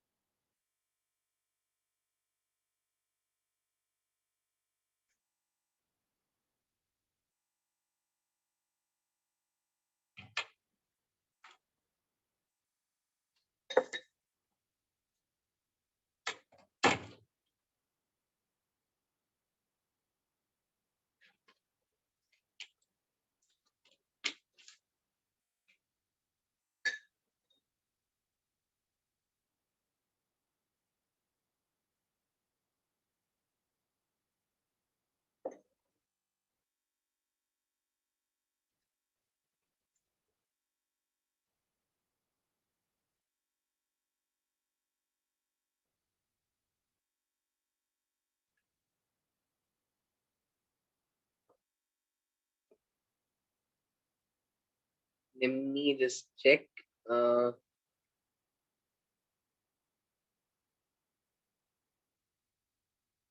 Yeah, assume n is 1. Assume n is 1. Okay, assume n is 1. Yash, your answer is correct. And I think Prithvi, yours is also correct. Angstrom में निकाला था, but सही है.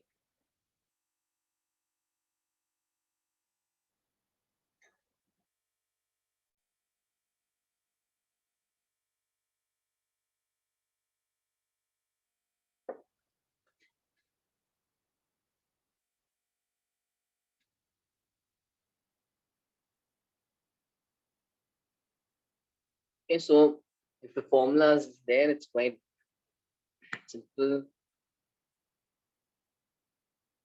Q, why you want to leave early today?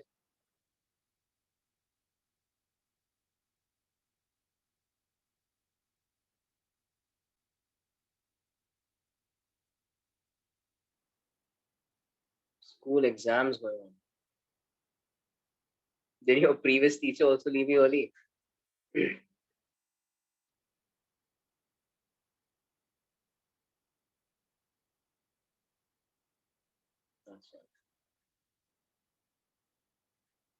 Let's see. I mean, it's still, you still have some time. Towards the end, दिखते हैं. So the idea was delta x is 2d sine theta. 2d sine theta is n lambda. N is 1. Okay, n is approximately 1. I mean, in approximately 1. I said consider the, somewhere I mentioned consider the first maximum intensity peak. So that's my way of saying take n as 1. Okay? So n को 1 डालने के बाद 2d sin theta is 1 lambda. Okay, theta remember is the glance angle. Okay, so ये scattering angle 120 है. So theta is 90 minus 120 by 2. 90 minus alpha by 2. So 90 minus 120 by 2 makes this 60, sine 60. No, 120 by 2 is 60. 90 minus 60 is 30. So this is actually sine 30 degrees. And sine 30 degrees और 2 cut जाएगा. ठीक है? So वहां से फिर d lambda रह जाएगा. Lambda क्या है? 1.227 nanometers divided by root v. V is 64. So root v is 8. Okay. So d is actually 1.227 nanometers divided by 8. So it's that easy. I mean, they will give you theta somehow in the question, and then they'll give you v. V से lambda मिल जाता है. Yeah? So only variables are, एक तो v से lambda directly link हो जाता है. तो lambda, theta and d का खेल है. इन तीन में से दो दिया जाएगा, तीसरा पूछा जाएगा. मैंने थीटा दिया और मैंने लैम्डा दिया. लैम्डा इनडायरेक्टली वोल्टेज के थ्रू दिया. वोल्टेज पता है तो लैम्डा पता होता है, डी ब्रॉय वेवलेंथ पता होता है. सो वहां से डी का वैल्यू आ जाएगा 1.227 by 8, which is basically in angstrom, that's in nanometers. In angstrom will be 12.27 by 8, and you can कर लो long division, it comes out to be 1.534. 8 1.5 is 12, so 1.534 angstrom. You can find it precisely as well. So यहाँ से in fact quite close, I mean close to what the values are. So I have in a way used values similar to the experimental values. So just so you get an idea of what are the order of magnitudes of terms involved in this. Okay, Davis and Germa ज़्यादा कभी वापस, I don't think you may ever see this again just till you are revising for your mains exam. It may not come in any of your MTs because it's not even part of the advanced syllabus. But it's, in a way, it's important in your main syllabus. I think the idea of the experiment is more important. Like what the experiment proves is important. Okay? Like Hertz's observations, Leonard's observations, वैसे Davis and Germa ने इनका experiment prove क्या किया वो important है. इससे electron का diffraction interference दिख गया for the first time. So that's kind of the idea. That is why this is important. But that said, I would say कि तुम at least ये Bragg's equation वाला एक formula के साथ तैयार रहो. And if you're comfortable with this, you will also find it easy to understand Bragg's equation when you learn it in physical chemistry. Okay. That in a way, sums up the first part of this chapter. I just want to teach you for a little bit more, because the second part of this chapter is now, this is where it's really fun. Okay, this is where it's fun. This is where it's tricky. This is where it could be tough. This is where it is conceptual. If you understand, you really enjoy doing these kind of questions. Okay, so this is again advanced syllabus, and could come easier questions could come in the main syllabus as well. So here we're going to explore how light applies a force on objects as it lands on it. Okay, light applies a force on objects when it reflects off it or when it gets absorbed in it. Okay, that's what we're going to study. So I'm just giving the heading as radiation pressure. Pressure is pressure. Radiation pressure would mean pressure on any surface due to light falling on it.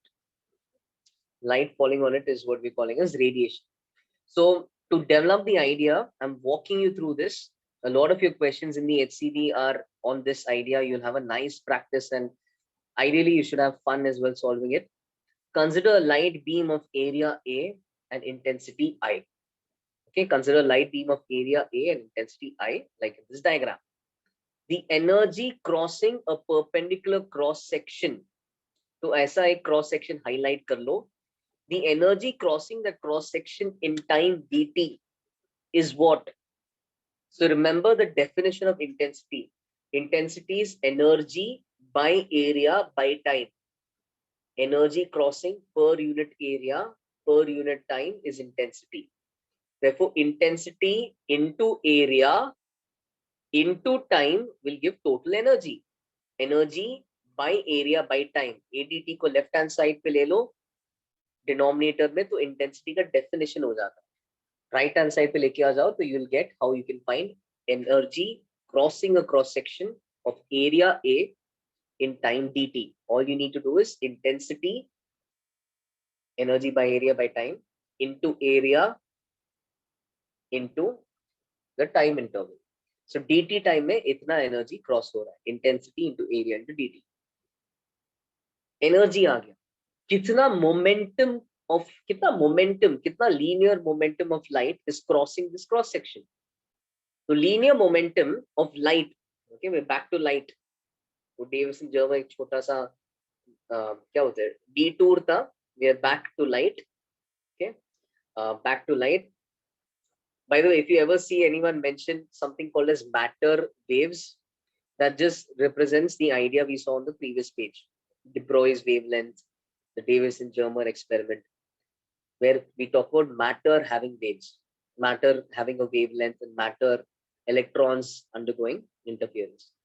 Okay. Coming back to light, light ka momentum is energy by c, right? Energy is hc by lambda and momentum is h by lambda. So light ka momentum is energy by c. So energy crossing the cross section is ia dt. So momentum, linear momentum crossing the cross section is ia dt by c. Okay. Any doubt in this?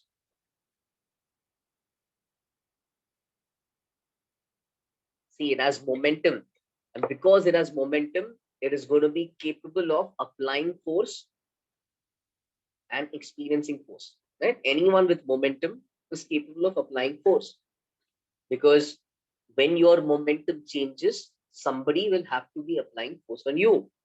When somebody applies force on you, you end up applying force on them, right? Okay. No doubts here so far. Momentum is ia dt by c. Okay. Now, when light falls on an object of cross-sectional area A, okay, very important. ये ऐसा topic है ना, कुछ लोग ध्यान देते ही नहीं, and then they just give up and they say it's tough. Don't be one of them. If you understand this, you can find it easy. Okay, you have done tougher things in physics. You have done rotational mechanics and all of that. You have passed the tough part. Now try to apply that kind of confidence that you've got after finishing those topics. Try to apply it over here. It's not as tough. Just try to understand it. So now when this light beam strikes a surface of area A, okay, and the light beam is incident at an angle of incidence theta. Light beam is incident at an angle of incidence theta. So you're given A, you're given theta, you're going to be given the intensity of light as well. Okay, so the intensity of light is I. Let's just label that here, I. Now look at this important idea. ये तुम flux में भी सीखते हो, right? All the flux में क्या सीखते हो? All the field lines reaching A have to cross this cross section when they reach A, right? Yeah, so flux through A is the flux through the red circle. Right? All the field lines crossing A, नीचे वाला A, are the field lines crossing this red circle. जिसका area is A cos theta. I'll show you the trigonometry, but उसका area is A cos theta. So all the field lines reaching A are first crossing to A cos theta. यहाँ पे भी वैसा ही idea. All the light rays crossing A cos theta eventually reach A. All the light rays crossing A cos theta eventually reach A. Therefore, the energy and momentum reaching A are the same as that which cross A cos theta. The energy and the momentum reaching A are the same as that which cross A cos theta. A cos theta is perpendicular to the light rays. On the previous page, हमने already निकालना सीख लिया, है ना? Perpendicular cross section के through कितना energy और momentum cross करता है वो हमने ऑलरेडी देख लिया है. So that is what we are trying to extend over here. अब ये perpendicular cross section नहीं है. इस बार A is at an angle to my light rays. But then what I'm doing, I'm saying A के through उतना ही A पे उतना ही energy गिरेगा जितना A cos theta वाला perpendicular cross section से क्रॉस होके गिरेगा. Okay, so that's what I'm going to do. Alright. अब एक just to prove कि वो A cos theta क्यों है, just to work out the angles once. Okay, you can do it easily. We can just follow कि ये angle theta है.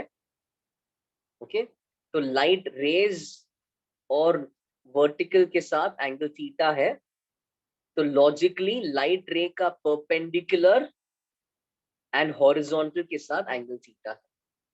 This is like the best way of figuring out angles. Best way of figure. Yes सार्थक, absolutely. Area का हमने component लिया. But just to figure out the angle between this area and that red area, ठीक है, one of the best ways is ज्यादा 90 minus theta वगैरह वो trigonometry अगर ज्यादा नहीं करना है तो लॉजिक क्या है, लाइट रे एंड वर्टिकल के बीच में एंगल इज लाइट रे का परपेंडिकुलर एंड हॉरिजॉन्टल के बीच में एंगल. राइट, लाइट रे एंड वर्टिकल के बीच में एंगल इज लाइट का परपेंडिकुलर एंड वर्टिकल का परपेंडिकुलर यानी कि हॉरिजॉन्टल के बीच में angle. So that's theta and this is also theta. Given that this is also theta, this is A. area का बस component ले लिया है, तो area का component in this direction becomes A cos theta. Alright, so that area is A cos theta. What we are saying, all light rays crossing A cos theta eventually reach A. तो A पे कितना energy and momentum गिर रहा है जितना A cos theta से cross हो रहा है. A cos theta से कितना क्रॉस हो रहा है? The formula we saw on the previous page is intensity into that perpendicular area into dt. पिछले पेज में हमने perpendicular area के लिए किया था. तो अगर इस perpendicular area का ही area A cos theta है, so the formula becomes intensity A cos theta dt. Intensity इसका area dt, इसका area is that area cos theta. So I A cos theta dt. This is now the energy falling on this plate. Okay. Moreover, what is the momentum falling on that plate? Energy by speed of light. So I cos theta dt by c. This is the momentum falling on that plate. Now, any doubt so far? Okay, crucial. Based on what that plate does,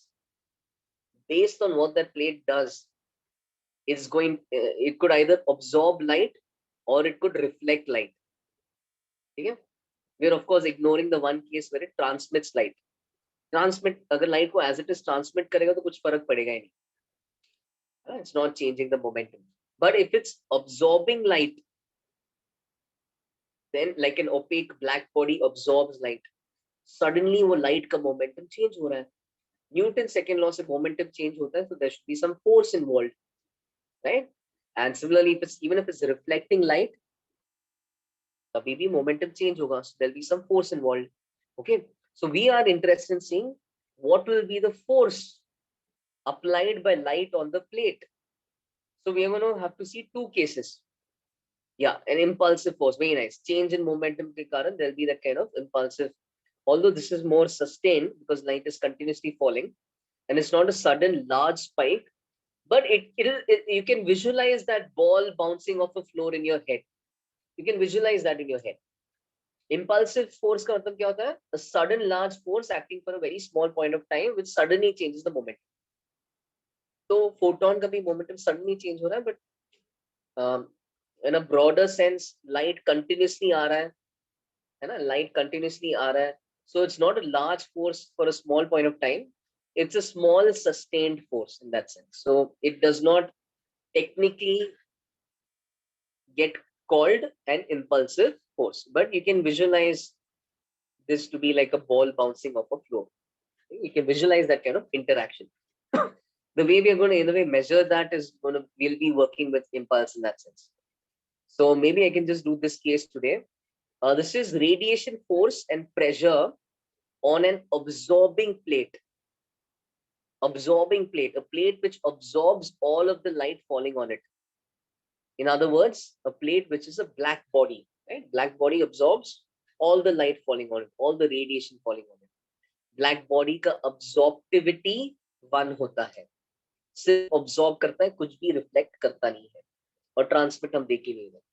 Okay, so now इसमें क्या होगा, देखो ध्यान से, बहुत easy है. ये है अपना incoming light. इसका momentum है ना कितना है, मतलब dt टाइम में कितना momentum गिरेगा, we have measured on the previous page. क्या था, IA cos theta dt by c.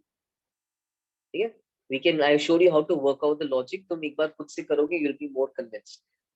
Okay, IA energy is IA dt, area की जगह a cos theta was the perpendicular area, component लेना था, तो IA cos theta dt, energy by c is momentum, तो IA cos theta dt by c, very simple. इतना initial momentum है light का, final momentum of light is 0 because light has been absorbed, गायब हो गया, ठीक है, तो final momentum 0 हो गया light का. यहाँ पे मैंने angle of incidence theta label किया है, light is coming as a beam, just for simplicity I've just drawn the momentum vector. ठीक है, I've just drawn one line. Now देखो simple सी बात, force on the plate निकालना मुझे ये है, force on the plate by light. ठीक है, just to establish the convention, मैंने नीचे on और by लिखा है, जो पहले लिख रहा हूँ, जैसे plate पहले लिखा, तो that is I'm implying it's on the plate, और जो बाद में लिखा हूँ it's by that second thing. So F plate comma light means force on plate by light. By Newton's third law, this is negative of the force on the light by the plate. So can we find that force on the light by the plate? What does ये Newton's third law से आया? But what does Newton's second law say? What is force on any object? The rate of change of its linear momentum. So I should get force on light as change in momentum of light by dt. Okay, minus sign तो Newton third law के कारण पहले से अब है, ठीक है. अच्छा, change in momentum of light is going to be final momentum of light minus initial momentum of light. Change is always final minus initial. The final momentum of light minus initial momentum of light. नीचे by dt. It's very simple. देखो, final momentum of light is 0 because light absorb हो गया. Initial momentum of light is this vector. I've just drawn the vector. P draw किया, P लिखा, और वो arrow मैंने ऐसे ये वाला arrow draw किया. I like working with this more than I, J and all that. I mean, I and J बहुत ही mathematical हो जाता है. This is easier to just draw the arrows and the idea is conveyed. So I'm just drawing my initial momentum as P in that direction. Okay, fair enough. अभी देखो क्या हो गया, ये तो 0 तो हट गया. I am left with minus minus P. So minus minus of course positive हो जाता है. So right now I'm getting force on the plate as P in this direction. P in this direction. Logical भी है. By yes, thank you for that. Yes, I'll put that. I missed putting that. So P by dt, and P का formula है, okay, what is the momentum of the incoming light dt time में, dt time frame में कितना light का momentum change हो रहा है, तो dt time में उतना light का momentum change हो रहा है जो इस plate पे गिर रहा है. dt टाइम में कितना लाइट गिर रहा है उस प्लेट पे, या कितना लाइट का मोमेंटम गिर रहा है उस प्लेट पे. That is what we derived on the previous page. We said in dt time, the energy falling on the plate is I area dt, I a cos theta dt, and the momentum falling is, I missed writing the c, the momentum falling is energy by c. So it's I a cos theta dt by c. इतना momentum गिर रहा है, momentum is in the direction of light, इतना momentum गिर रहा है, momentum इतना गायब हो गया है ना, इतना ही जितना गिरा उतना गायब हो गया है ना. So this is also a change in momentum which we just proved. We just proved dp is this much. So basically change in momentum is this much. Okay, so force on the plate by light is I a cos theta dt by c divided by dt काट दो, ठीक है, and you can work out the direction. The direction comes out to be in this direction. Now यहाँ पे ये मैंने एक rigorous proof दिया है. If you don't want to work with the plus and minus sign, don't work with it. Just work with the magnitude. That's also fine. हमें of course पता है यार, यहाँ पे ऐसा कोई ऑब्जेक्ट आके गिरेगा तो ऑब्वियसली डायरेक्शन इस डायरेक्शन में होगा, right? Then the force applied on the plate would be in this direction. It's quite logical. Okay, yeah. So ia cos theta dt by c by dt. So dt cut गया, and this is now a result. Our result is ia cos theta by c. अच्छा, what is interesting about this result? Force on the plate. Again, I missed writing by c. I'll just correct that.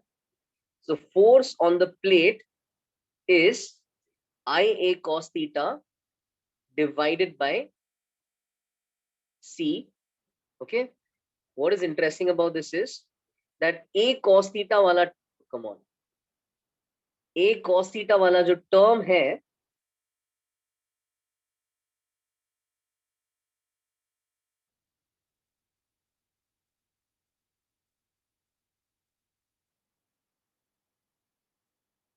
एक second, just give me a second to fix this.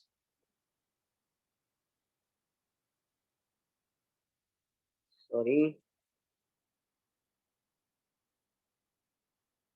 Okay, a cos theta actually works out to be the projected area. Okay, it works out to be the projected area perpendicular to the incident light beam. यहाँ पे और detail में लिखा है. What is this? What do I mean by projected area? What is a cos theta? A cos theta is the component of the area of my surface taken perpendicular to the incident light beam. तो last page में, पिछले page में जो red color में बनाया था ना, the projection of my surface perpendicular to the incident beam, that is a cos theta. Projection of my surface perpendicular to the incident beam. We somewhere have used this idea of projection in surface tension. You may have used this in maybe flux as well, electric flux के वक्त. But this is the idea. A cos theta is projection of that area perpendicular to the surface. The direction of the force is the direction of the incident beam. So force का magnitude fairly simple है. ठीक है, force का magnitude is IA cos theta by C, I projected area by C, and force का direction is incident beam का direction. Okay. So we're out of time. I'll talk about pressure later, but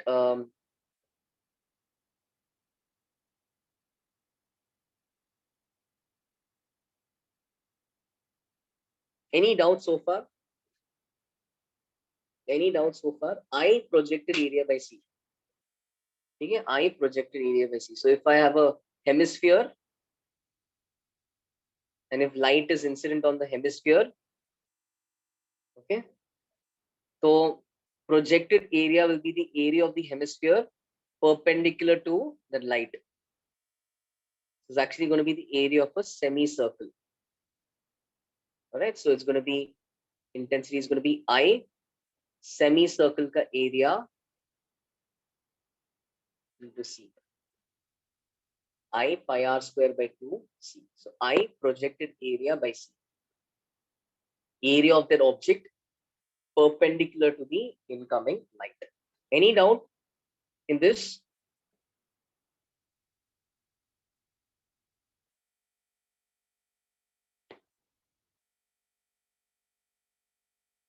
No? Okay, so I'll mention maybe radiation pressure in the next class. Okay, Acha, is this force a very small value?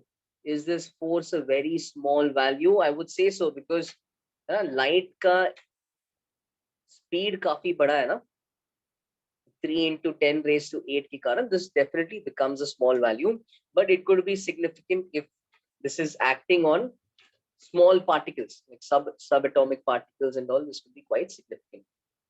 For very thin foils, thin small structures, okay, this could be significant. It's not significant for people of our size. ना हम चलते चलते light के कारण गिरते नहीं है.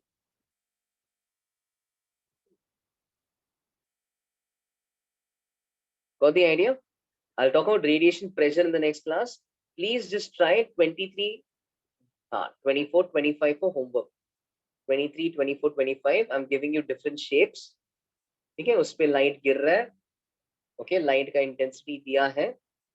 Just I'll upload all of this. Try to figure out the force. 23, 24, 25. That way.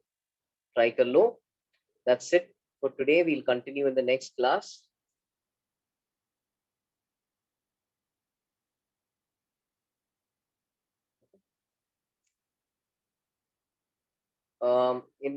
In my track, which batch? Everyone is in the same place right now. All 11 standard, sorry, all 12 standard batches are in the same place. Everyone just finished their MP.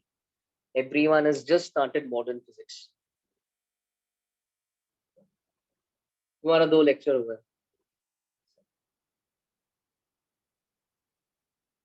Okay. Bye.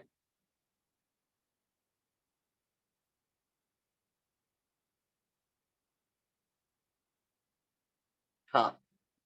Can I explain now? Sure, I'll explain. मैं वैसे next class में बताने वाला था, but to tell you now itself, like radiation pressure is, तो pressure का definition होता है perpendicular force by area.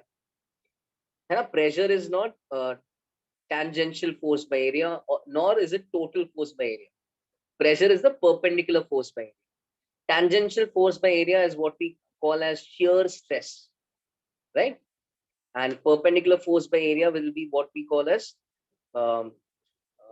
perpendicular force by area will be what we call as our compressive stress. Okay? The force is called as thrust. Perpendicular force is thrust. So thrust by area is compressive stress, also called as pressure. अब इसमें नहीं तो cos theta पहले से आया है. देखो cos, ये जो cos theta है ना, ये cos theta is coming because light of intensity I, which is falling on this, is actually first crossing through this cross section.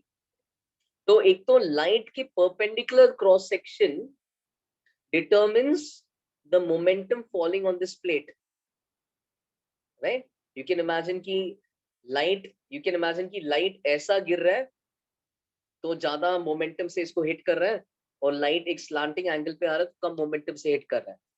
Alright? So that is one aspect. एक cos theta उसके कारण आ रहा है, area का component. Okay? फिलहाल a lot of light rays are hitting this, but if I take a very steep angle, you can imagine how many light rays are really hitting it. Come light rays hit कर रहा है, तो overall energy hitting the plate is lower, right? तो एक cos theta उसके कारण आ रहा है. The momentum, or rather the force applied on the plate as a whole is less if theta is more. उसके बाद this force is actually in the direction of the incident beam. Okay, तो force में सिर्फ cos theta का term है, but if you want pressure by definition is perpendicular force by area. तो फिर मुझे ये force का अंदर की तरफ component चाहिए. Actual force इस direction में है, उस force का अंदर की तरफ perpendicular component हो जाएगा F cos theta. तो force में खुद एक cos theta का term था, और force का normal component में एक और cos theta आ जाएगा. So this will be I cos square theta by C. Got it? Tangential one will be tangential one will be IA cos theta sin theta by C. ये मैं by C क्यों बोल रहा हूँ मैं? My bad, keep forgetting that.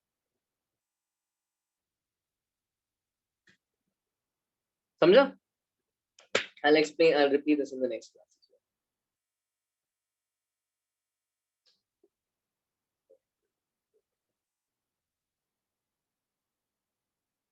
Yes. IA cos theta dt by C, na? That's along pi. The direction of the force is the direction of the incident beam. है ना? देखो इसको सिंपल सी बात है, इसका मोमेंटम ऐसा था फिर रुक गया, इसका मोमेंटम गायब हो गया, मतलब the plate has applied a force on it in that direction to make इसका ये वाला मोमेंटम डिसअपियर. प्लेट उस पे उस डायरेक्शन में मोमेंटम लगाता है, तो ये इस पे इस डायरेक्शन में मोमेंटम लगाता है.